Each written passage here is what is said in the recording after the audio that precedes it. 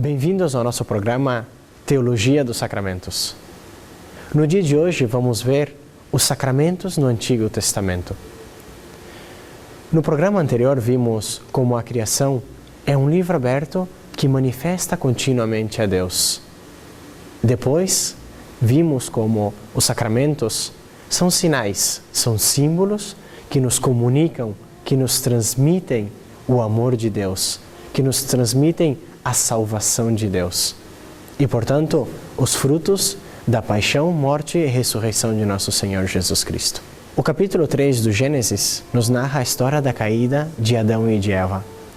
A criação, que desde o início tinha sido um livro aberto para manifestar a Deus plenamente, porém agora, pelo pecado, ofuscou a nossa vista e por isso fazemos tanta fadiga para reconhecer o nosso Criador em tantas das suas obras. Mas Deus jamais nos abandonou. No momento mesmo do pecado original, começou a iniciativa de Deus para redimir-nos. Foi assim como Ele foi se manifestando e conduzindo-nos à comunhão com Ele e ao perdão. O mesmo Adão sente no seu coração o desejo dessa profunda reconciliação, dessa comunhão com o Senhor.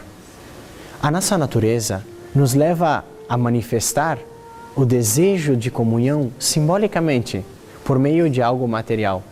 O homem é corpo e alma, é espírito e matéria. Algo assim como, por exemplo, quando nós damos um presente. É uma coisa material, grande ou pequena, mas que simboliza o quanto queremos uma pessoa, o quanto ela é importante para nós.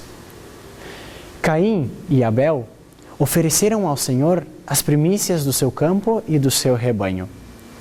Diz o Gênesis que, porém, uma foi aceita a Deus e a outra não. Deus não precisa de coisas materiais, Ele possui tudo. O que está no fundo é o oferecimento. O que significa? Por isso, uma foi dada com o coração e a outra não. Podemos dizer que, em certo sentido, e muito ampliamente, isto é um sacramento.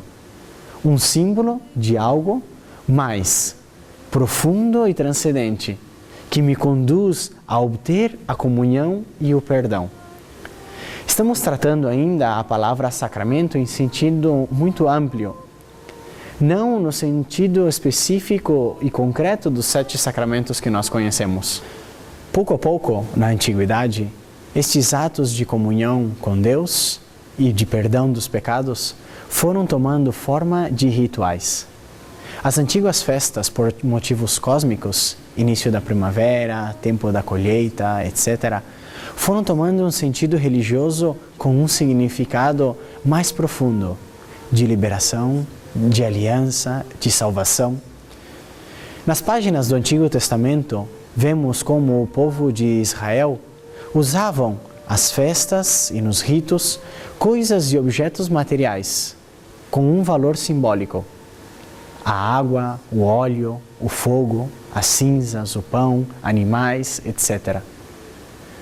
Utilizavam também gestos simbólicos, como a imposição das mãos, a unção, as aspersões, etc.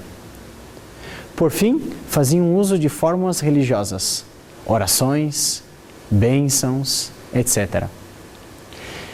Entre os mais importantes estão o memorial, como a festa da Páscoa, no qual não se trata só de uma lembrança do evento da liberação do Egito, mas um perenizar a ação salvadora de Deus.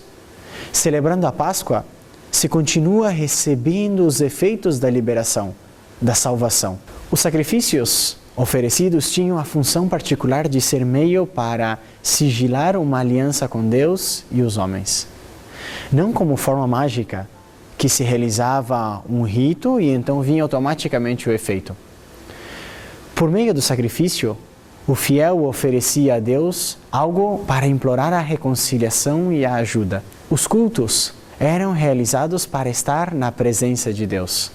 Este é outro símbolo externo, um rito que trazia um fruto ou um efeito sobrenatural, espiritual, transcendente.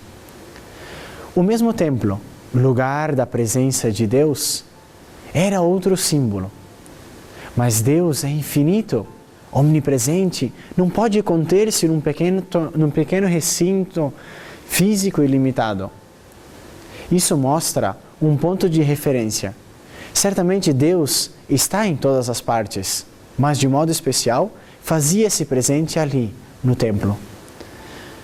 Com tudo isso, queremos mostrar como, desde o Antigo Testamento, existem essas manifestações, esses meios visíveis e materiais que são pontos de referência para um efeito superior.